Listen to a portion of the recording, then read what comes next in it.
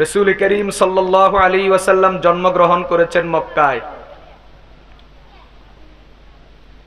কিন্তু মক্কার মানুষের অসহযোগিতার কারণে, বিরুদ্ধাচরণের কারণে ইসলামের প্রথম মার্কাজ, ইসলামী রাষ্ট্রের প্রথম রাজধানী মক্কা হতে পারল না। বরং রাজধানী আরেকটা হয়েছে, আর মক্কা ওইটার অধীনে পরিচালিত হয়েছে, এর নাম মদিনা। এটা কেন হলো? রাসূল করিম সাল্লাল্লাহু আলাইহি ওয়াসাল্লাম মক্কা থেকে হিজরত করে মদিনায় যাওয়ার পরে মদিনার মানুষের থেকে সহযোগিতা পেয়েছেন। যেখানে একজন রসূল হওয়ার পরেও মানুষের সহযোগিতা না থাকায় কাজ করতে পারে নাই, নিজের এলাকাতে কাজ হয় নাই। মদিনায় যাওয়ার পরে যখন মদিনার মানুষ যখন জীবন দিতে প্রস্তুত হয়েছে, রসূলের মিশন আর ভিশনকে যখন এগিয়ে নেওয়ার প্রতিজ্ঞাবদ্ধ হয়েছে, তো আল্লাহ তাআলা সর্বপ্রথম এই দুনিয়াতে ইসলামী রাষ্ট্রের সর্বপ্রথম বুনিয়াদ এবং ইসলামী রাষ্ট্রের রাজধানী আল্লাহ তাআলা ওই মদিনাকে কবুল করেছেন। এই কথাটা আমি আপনাদেরকে স্মরণ করাই, এই কথাটাই বলবো। একজন আলেম চেষ্টা করবে, উনি কাজ করবে, কিন্তু আপনাদের সহযোগিতা লাগবে। যদি আপনারা সহযোগিতা করেন, আপনারা যদি আন্তরিকতা দেখান মদিনার সেই মুসলমানগুলির মতো, তো ইনশাআল্লাহ এলাকা ধন্য হবে। দিন দিন এই এলাকা চমকিবে। আমাদের বাংলাদেশে এরকম বহু গ্রাম আছে, যেই গ্রাম দ্বীনি প্রতিষ্ঠানের কারণে আজকে সারা দুনিয়ার মানুষের কাছে পরিচিত। সারা বাংলাদেশের মানুষ চরমটুয়ার নাম জানে, বিশেষ করে ওলামায়ে কেরাম, দিনদার মুসলমান চরমটুয়ার নাম জানে। কেন?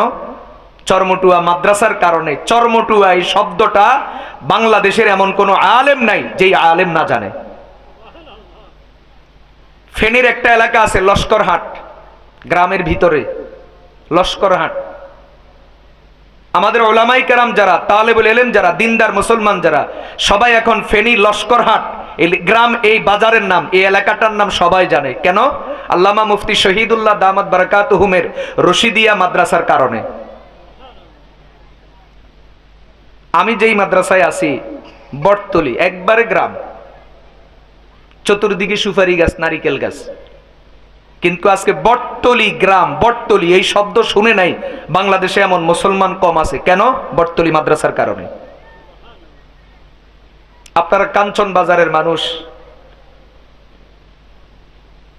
এই পশ্চিম চরজব্বরের মানুষ,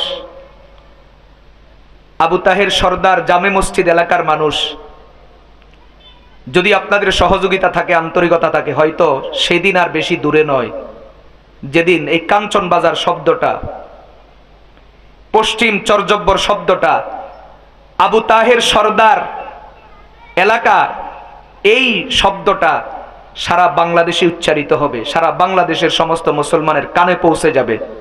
শর্ত, আপনারা এই মাদ্রাসাকে, দারুল কোরআন মাদ্রাসাকে, মাদ্রাসার পরিচালনায় যিনি আছেন, যারা আসবেন তাদেরকে সহযোগিতা করতে হবে। পারবেন তো ইনশাআল্লাহ? আল্লাহ তাআলা আমাদের সকলকে কবুল করেন। যদি আমি সহযোগিতা করার যদি সামর্থ্য না রাখি, সহযোগিতা করতে যদি না পারি, অথবা করার সামর্থ্য আছে আমার মনে চায় না, আমি করব না, তাহলে অন্তত আল্লাহর ওয়াস্তে চুপ করে থাকব। মাদ্রাসার কোনো ক্ষতি হোক, মাদ্রাসার কোনো ক্ষতি আমি আমার দ্বারা, আমার আশপাশের লোক দ্বারা আমি কখনো হতে দিব না ইনশাআল্লাহ। কথা বলেন ঠিক কিনা? আল্লাহ সকলকে কবুল করেন। প্রিয় ভাইরা আমার, কোরআনে কারীমের একবারে সবচেয়ে ছোট্ট সূরা, সূরা কাউসার আপনাদের সামনে তেলাওয়াত করেছি। আমাদের সামনে যেই সময়টা আসতেছে, জিলহজ মাস, ইসলামের গুরুত্বপূর্ণ দুইটা আমল এই মাসের মধ্যে, যেটাকে হাদিসের ভাষায় শেয়ারে ইসলাম বলে। অর্থাৎ এমন আমল, যেই আমল শুধু আমল নয়, বরং যেই আমল ইসলামের নিদর্শন আর আলামতকে বহন করে, এমন গুরুত্বপূর্ণ দুইটা আমল, একটা হলো হজ আর একটা হলো কোরবানি। এই দুইটা আমল আগামী মাসে, জিলহজ মাসে 9 তারিখে হজ, 10 তারিখে কোরবানি। আবার জিলহজ মাসের এই প্রথম দশক, প্রত্যেকটা দিন এবং প্রত্যেকটা রাত স্বতন্ত্রভাবে গুরুত্ব রাখে। এই দৃষ্টিকোণ থেকে এখানে কয়েকটা বিষয়ে আলোচনার প্রয়োজন আছে। হজের উপর আলোচনা করা এটাও সময়ের দাবি, কোরবানির উপর আলোচনা করা এটা সময়ের দাবি, আবার জিলহজ মাসের প্রথম দশকের গুরুত্ব এবং এই প্রথম দশকে আমলের বিষয়ে আলোচনা করা এটাও সময়ের দাবি। অল্প সময়ের মধ্যে সব আলোচনা আমি গোলাইতে পারবো না। আমি একটা বিষয়ে আলোচনা করব, কোরবানির উপরে কিছু ফাজাইল এবং মাসাইলের উপরে কথা বলবো অল্প সময়ে। এরপরে এশারের নামাজের পরে আমাদের প্রধান মেহমান খুব কাছাকাছি চলে আসছেন, হযরত মাওলানা ইসমাইল বুখারী কাশিয়ানী দামাত বারাকাতুহুম। উনি ইনশাআল্লাহ জিলহজ মাসের প্রথম দশকের আমলের গুরুত্ব নিয়ে, প্রত্যেকটা দিন এবং রাতের ফজিলত নিয়ে ইনশাআল্লাহ তিনি আলোচনা করবেন। আল্লাহ তাআলা আমাদের সকলকে কবুল করেন। প্রিয় ভাইয়েরা আমার, প্রথম কথা বলি, কোরবানি করা ওয়াজিব। বলেন, কোরবানি করা ওয়াজিব। কার উপরে ওয়াজিব পরে বলছি, আগে শুনেন কোরবানি করা যে ওয়াজিব এই বিষয়টা পরিষ্কার হোক। কেন এই আলোচনা আমি আপনাদের সামনে করতে যাব এর কারণটাও পরে বলছি। আগে শুনেন কোরবানি যে ওয়াজিব, কোরআন হাদিস থেকে এই বিষয়ে দলিল পরিষ্কার হোক। কোরআনে কারীমে আল্লাহ তাআলা, আমি যে সূরা তেলাওয়াত করেছি যেটা সবাই জানেন, এই সূরার মধ্যে আল্লাহ রাব্বুল আলামিন ইরশাদ করেন, ইন্না আ'তাইনাকাল কাউসার ফাসাল্লি লিরাব্বিকা ওয়ানহার ইন্না শানিআকা হুয়াল আবতার। আল্লাহ তাআলা নবীজিকে বলছেন, ফাসাল্লি লিরাব্বিক, আপনি আপনার রবের সন্তুষ্টির জন্য নামাজ পড়ুন, ওয়ানহার, কোরবানি করুন। রবের জন্য নামাজ পড়ুন, ঈদের নামাজ, আর ঈদের নামাজের পরে কোরবানি। যেইভাবে আমরা করি ঠিক সিরিয়াল আল্লাহ তাআলা এইভাবে দিয়ে দিলেন, আগে নামাজ তারপরে কোরবানি। ফাসাল্লি লিরাব্বিক, নামাজ পড়ুন, ওয়ানহার, কোরবানি করুন। তাহলে আগে নামাজ এরপরে কোরবানি আল্লাহ তাআলা এই সিরিয়াল কোরআনে কারীমের মধ্যেই দিয়ে দিলেন। এজন্য কেউ যদি আগে কোরবানি করে পরে নামাজ পড়ে তাহলে তার কোরবানি হবে না, কোরবানি তাকে আবার দিতে হবে। আচ্ছা বলেন, কোরবানি যে করা লাগবে নির্দেশ কার? তো আল্লাহর নির্দেশ সুন্নত। বলেন, আল্লাহর নির্দেশ সুন্নত। আল্লাহর নির্দেশ কমপক্ষে ওয়াজিব হওয়া দরকার, সরাসরি নির্দেশ ফাসাল্লি লিরাব্বিক ওয়ানহার, নামাজ পড়ুন, কোরবানি করুন। কোরবানি যে ওয়াজিব এই বিষয়ে পরিষ্কার এক নাম্বার দলিল কোরআনের আয়াত। দুই নাম্বার, সহিহ বুখারী এবং মুসলিমের বর্ণনা, হযরত জুনদুব ইবনে আব্দুল্লাহ রাদিয়াল্লাহু তাআলা আনহু তিনি বলেন, রাসূল করিম সাল্লাল্লাহু আলাইহি ওয়াসাল্লাম একবার ঈদের দিনে নামাজ পড়ে বের হওয়ার সাথে সাথে দেখে কিছু মানুষ ওদের কোরবানির পশু জবাই করে ফেলেছে। মাত্র নামাজ কি করলেন? নবীজি শেষ করলেন। শেষ করার পরেই দেখে যে কোরবানির পশু জবাই করা। তো বুঝাই যায় এরা জবাই করেছে কখন? নামাজের আগেই।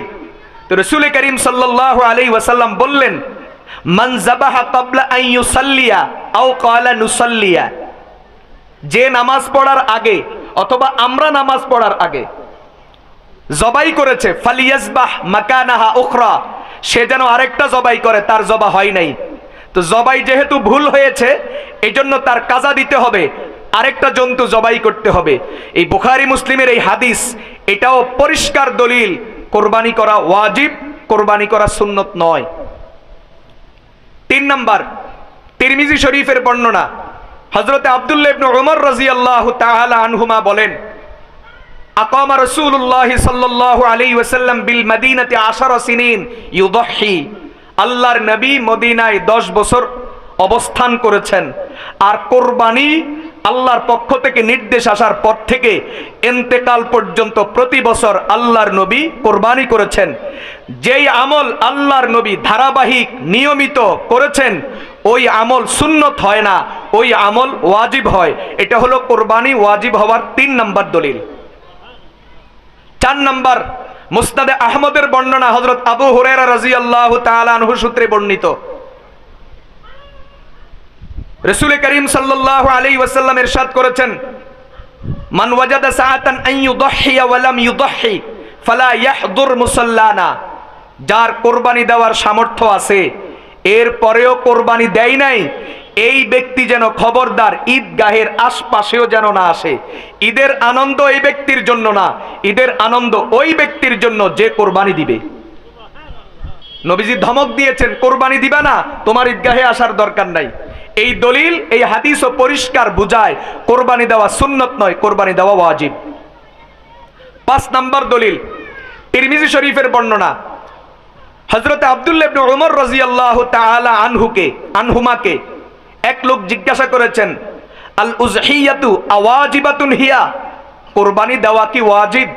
এক লোক প্রশ্ন করেছে। তো হযরত আব্দুল্লাহ ইবনে উমর রাদিয়াল্লাহু তাআলা আনহুমা বড় কৌশলী জবাব দিয়েছেন। তিনি ডাইরেক্ট ওয়াজিব আর সুন্নত বলেন নাই, তিনি বলেন, মিয়া তুমি বুঝে নাও, তোমার আমি একটা কথা বলি। দহা রাসূলুল্লাহ সাল্লাল্লাহু আলাইহি ওয়াসাল্লাম ওয়াল মুসলিমুন, আল্লাহর নবী কোরবানি দিয়েছেন, আল্লাহর নবীর পরে নবীর সাহাবারা কোরবানি দিচ্ছেন, এমনকি সাহাবীদের পরে যারা তাবেঈ এরাও কোরবানি দিচ্ছেন। অতএব তুমি বুঝে নাও কোরবানি কি ওয়াজিব হবে নাকি সুন্নত হবে। তিনি জবাব দিলেন, যহা রাসূলুল্লাহ সাল্লাল্লাহু আলাইহি ওয়াসাল্লাম ওয়াল মুসলিমুন, নবীজি কোরবানি দিয়েছেন, সাহাবীরা কোরবানি দিচ্ছেন, সাহাবীদের পরের ওয়ালারাও কোরবানি দিচ্ছেন, তুমি বুঝে নাও কোরবানি কি। কিন্তু লোকটা আবারও প্রশ্ন করলো, আওয়াজিবাতুন হিয়া, কোরবানি কি ওয়াজিব? হযরত ইবনে ওমর রাগ হইয়া গেলেন, রাগ হইয়া বলতেছেন, আতাকিল, মাথায় কিছু আছে? তোমার মাথায় কিছু ঢুকে না? আমি তোমারে বলতেছি, যহা রাসূলুল্লাহ সাল্লাল্লাহু আলাইহি ওয়াসাল্লাম ওয়াল মুসলিমুন, যেই আমল নবীজি করেন, যেই আমল নবীজির পরে তার সাহাবারা করেন, যেই আমল সাহাবাদের পরে তাবেঈনরা করেন, আর আমাদের যুগের কথা বলতে গেলে তার মানে যেই আমল নবীর যুগ থেকে ধারাবাহিকভাবে যুগ যুগ থেকে এ পর্যন্ত প্রত্যেক যুগের মুসলমান আমল করে আসছে, এই আমল ওয়াজিব কিনা এটা আবার তোমারে আমি পরিষ্কার বলতে হবে, মাথায় কি কিছু ঢুকে না? রাগ হয়ে গেলেন। তাহলে কোরবানি ওয়াজিব হওয়ার কয় দলিল হলো?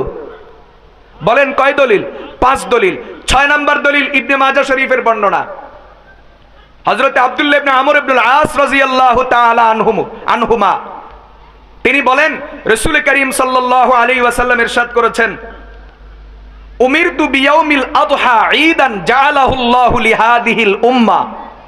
নবীজি বলেন, আল্লাহ আমাকে আদেশ করেছেন, আল্লাহ আমাকে নির্দেশ দিয়েছেন, আমি যেন এই দিনটাকে এই উম্মতের জন্য ঈদের দিন ঘোষণা করি, আমি যেন এই দিনটাকে এই উম্মতের জন্য ঈদের দিন বানায়া দিই। আল্লাহ তাআলা এই মর্মে আমাকে আদেশ করেছেন, আমাকে নির্দেশ দিয়েছেন। তাহলে যেই দিনের ব্যাপারে, যেই দিনের আমলের ব্যাপারে সরাসরি নবীজির প্রতি আল্লাহর পক্ষ থেকে নির্দেশ, এটা সুন্নত না ওয়াজিব? কয় দলিল হলো? 6 দলিল। 7 নম্বর দলিল, আবু দাউদ শরীফের বর্ণনা। হযরতে মিখনাফ ইবনে সুলাইম রাদিয়াল্লাহু তাআলা আনহু তিনি বলেন, কুন্না ওয়াকুফান বিআরাফা মা রাসূলিল্লাহ সাল্লাল্লাহু আলাইহি ওয়াসাল্লাম, আমরা আরাফার ময়দানে নবীজির সাথে আমরা উপস্থিত ছিলাম। তখন রাসূল করিম সাল্লাল্লাহু আলাইহি ওয়াসাল্লাম আরাফার ময়দানে থেকে ইরশাদ করেছেন, আলা কুল্লি আহলি বাইতিন উদহিয়াতুন ফি কুল্লি আমিন উদহিয়াতুন, আলা কুল্লি আহলি বাইতিন ফি কুল্লি আমিন উদহিয়া, প্রত্যেক বছর প্রত্যেক ঘরওয়ালার উপর, মানে যাদের সামর্থ্য আছে তাদের উপর কোরবানি আবশ্যক। তাহলে সুন্নত না ওয়াজিব? তাহলে কয়টা দলিল দিলাম? কোরবানি ওয়াজিব হওয়ার কোরআন হাদিস থেকে 7টা দলিল দিলাম। আর কয়টা লাগবে? বলে হুজুর এটা তো আমরাও জানি কোরবানি ওয়াজিব, তো আপনি এটা কেন এত দলিল দেওয়া লাগলো? এই দলিল দিতে হলো এজন্য, 1400 বছর পর্যন্ত এটা নিয়ে কোনো বিতর্ক ছিল না। ইদানিং কালে কিছু মানুষ, কিছু মৌলবী, এখন ফেসবুক ইউটিউব ঘাটলে পাওয়া যায়, তারা ফতোয়া দেয় যে কোরবানি ওয়াজিব নয়, কোরবানি সুন্নত। আমি আপনাদেরকে পরিষ্কার বলি, যুগ যুগ থেকে কোরবানি ওয়াজিব, এই ওয়াজ শোনার পরেও এই দেশের বহু মুসলমান কোরবানি দেয় না। এখন যদি শুনে কোরবানি সুন্নত ওয়াজিব না, তাহলে নতুন করে কেউ কোরবানি দেওয়া তো দূরের কথা, যারা এতদিন কোরবানি দিচ্ছে তারাও কোরবানি ছেড়ে দিবে। তাহলে বলেন, এই মৌলবীদের ফতোয়ার কারণে মানুষ কি আমলমুখী হবে নাকি আমল থেকে দূরে সরবে? ইসলামের যেই যেই আমল নিয়া সমালোচনা বিজাতিদের কাছে, বিধর্মীদের কাছে, পৃথিবীর ইসলামের দুশ্মনরা ইসলামের যেই যেই আমলের কারণে তাদের গায়ে জ্বালা, এমন একটা আমলের নাম কোরবানি। কোরবানির সময় আসলে তাদের পশু প্রেম জাগে। কোরবানির সময় আসলে কোরবানির নামে মুসলমান নাকি জীব হত্যা করে, জীব হত্যা মহাপাপ, এই জাতীয় কথা বলে। এবং কোন কোন পৃথিবীতে গোষ্ঠী আছে যারা গরু কোরবানি দিলে ওদের কলিজায় জ্বলে, কলিজায় আগুন লাগে।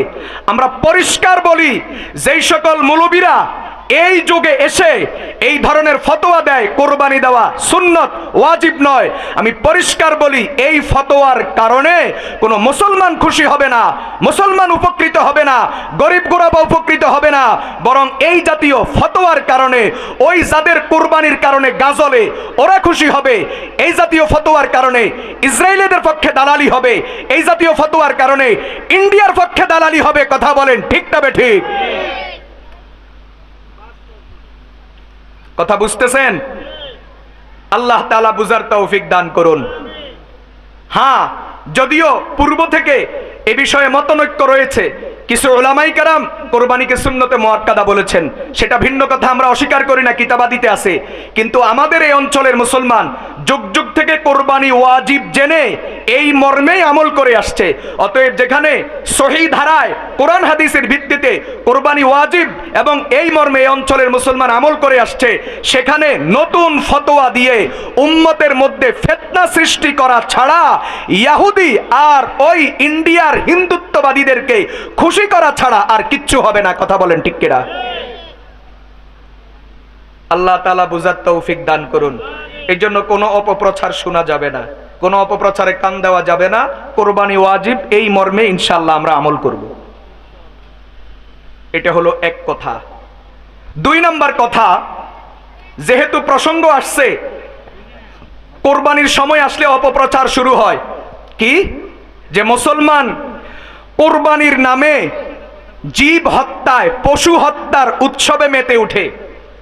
সারা বছর খবর থাকে না, সারা বছর খবর নাই, কোরবানি আসলে তাদের পশু প্রেম জাগে। আছে কিনা এরকম? আফসোস আর পরিতাপের বিষয় ওদের জন্য। আচ্ছা, আমি আপনাদেরকে বলি, পাপ বা পুণ্য, পাপ পুণ্য, আর যদি আমরা আমাদের ভাষায় বলি, যেটা বললে আমরা সবাই বুঝি, মানে নেকি আর গুনাহ, সওয়াব আর গুনাহ, এটা নির্ধারণ করে কে? বলেন, ধর্ম। কে? কোনটা নেক, কোনটা গুনাহ, কোনটা নেকের কাজ, কোনটা সওয়াবের কাজ, কোনটা পাপ, কোনটা পুণ্য, এটা আমাদেরকে শিখায় কে? ধর্ম। তাহলে যেখানে ধর্মই বলছে, ইসলাম ধর্ম বলে যে আল্লাহর সন্তুষ্টির জন্য ফাসল্লি লিরাব্বিক, আল্লাহর সন্তুষ্টির জন্য ওয়ানহার, কোরবানি দাও, যেখানে ধর্মই বলে আল্লাহর সন্তুষ্টির জন্য কোরবানি দাও, সেখানে আবার জীব হত্যা মহাপাপ, এটা অন্যায়, এটা পশুর সাথে অমানবিক আচরণ, এমন প্রশ্ন তোলাই হলো গর্দভ, মূর্খ আর বোকাদের কাজ। অথবা এরা চরম ইসলাম এবং মুসলমান বিদ্বেষী, ইসলামকে তারা এই জমিনে বরদাস্ত করতে চায় না, এটাই হলো তাদের আসল সমস্যা। কথা বলেন ঠিক কিনা? যারা বলে জীব হত্যা মহাপাপ, ঠিক মতোই খায়। তুমি জবাই করো আর না করো, ঠিক মতোই খায়। তো জীব হত্যা হচ্ছে না? তুমি যে খাইতেছো, তুমি যদি না খাইতা তাহলে বাজারে এই গোশত কম বিক্রি হইতো। কেউ হয়তো গরু খায় না, কিন্তু অন্য সব জানোয়ার তো খায়। আর পৃথিবীর অন্য ধর্মেও তো ধর্মের নামে পশু হোক না পাঁঠা উৎসর্গ করা আছে কিনা, সেটা নিয়ে তোমার প্রশ্ন হয় না। পাঠা বলি দেয়, সেটা নিয়ে তোমার প্রশ্ন হয় না। তুমি হয়তো জবাই করো না, কিন্তু বাজারে শত শত হাজার হাজার পশু গোশত বিক্রি হয়, তুমি সেখান থেকে কিনে খাও, সেটা তো তোমার সমস্যা হয় না। তুমি মাছ গোশত খাও, সেটা তো তোমার সমস্যা হয় না। ভালো কথা, তুমি বলবা, কেউ কেউ হয়তো বলবে না আমি মাছ গোশত খাই না, আমি সবজি খাই। সবজির মধ্যে তো প্রাণ আছে, শাকসবজির মধ্যে প্রাণ আছে। এই কথাটা কোরআন যেমন বলছে, এখন দুনিয়ার বিজ্ঞানও বলে পৃথিবীতে নির্জীব বলতে কিচ্ছু নাই, সব কিছুর মধ্যে প্রাণ আছে, সব কিছুর মধ্যে জীবন আছে। তো তুমি যে শাকসবজি খাচ্ছ, ওইটাও তো হত্যা করা হচ্ছে। ফল খাইতেছো, ওইটাও তো হত্যা করা হচ্ছে। তো তোমার জন্য পরামর্শ, তুমি কিচ্ছু খাইও না, তুমি উপবাস থাকো, দেখি তোমার ধর্ম তোমাকে কতদিন তোমার বাহাদুরি টিকে রাখতে পারে। এগুলা হলো ইসলামের প্রতি চরম বিদ্বেষ এবং হিংসার কারণে ইসলাম সহ্য হয় না, বরদাস্ত হয় না, মুসলমানের উন্নতি আর অগ্রগতি তাদের ভালো লাগে না, এই কারণে তারাই সমালোচনা করে। ভালো কথা, জীব হত্যা মহাপাপ বলো, তুমি মাছ মাংস খাইলা না। জীব হত্যা মহাপাপ বলো, কোরবান আসলে তুমি কি করো? কোরবানির বিরুদ্ধে লেগে যাও, কোরবানি নাকি জীব হত্যা। ফিলিস্তিনে যে লক্ষ লক্ষ মুসলমান এ পর্যন্ত শহীদ হলো, কই? তুমি বা তোমার ধর্মের কেউ তো সেই পক্ষে কথা বলতে শুনলাম না। সিরিয়াতে লক্ষ লক্ষ মুসলমান শহীদ হয়েছে, সেখানে তো বললা না। রোহিঙ্গা মুসলমান আরাকানে লক্ষ লক্ষ মুসলমান বিতাড়িত হয়েছে, লক্ষ লক্ষ মুসলমান শহীদ হয়েছে, বললা না তো। চীনের উইগুর সহ বিভিন্ন অঞ্চলে সেখানেও হাজার হাজার লক্ষ লক্ষ মরেছে, বললা না তো। আমাদের পার্শ্ববর্তী রাষ্ট্র ইন্ডিয়াতেও বিভিন্ন সময় বিভিন্ন দুর্ঘটনায় হাজার হাজার মুসলমানের বাড়িঘর ভাঙচুর করা হয়, মসজিদ ভাঙচুর করা হয়, মুসলমানের বাড়িতে আক্রমণ করা হয়, মুসলমানের দোকানপাট লুটপাট করা হয়, মুসলমানকে শহীদ করা হয়, কই? সেখানে তো বলো না। মুসলমান আল্লাহর ইবাদত আদায়ের জন্য কোরবানির নামে পশু জবাই করে, এটা তো তোমার কলিজা জ্বলে। আর বনি আদম আল্লাহর বান্দা বান্দি লাখে লাখে মরতেছে, সেখানে তোমার কোনো মাথা ব্যথা নাই। আমরা পরিষ্কার বুঝি, পশু প্রেম নয়, বরং তুমি নিজেই আস্তে একটা পশুতে পরিণত হয়ে গেছো। কথা বলেন ঠিক কিনা? আল্লাহ তাআলা বুঝার তৌফিক দান করুন। 3 নম্বর আলোচনা, কোরবানি কার উপরে ওয়াজিব আমরা জানি, তারপরেও যেহেতু এখন সময় এটা, আলোচনা এটাই করতে হবে, বাহিরে যাওয়ার সুযোগ নাই, তারপরেও একটু বলি, যদি কেউ ভুলে যান কথাটা স্মরণ হবে।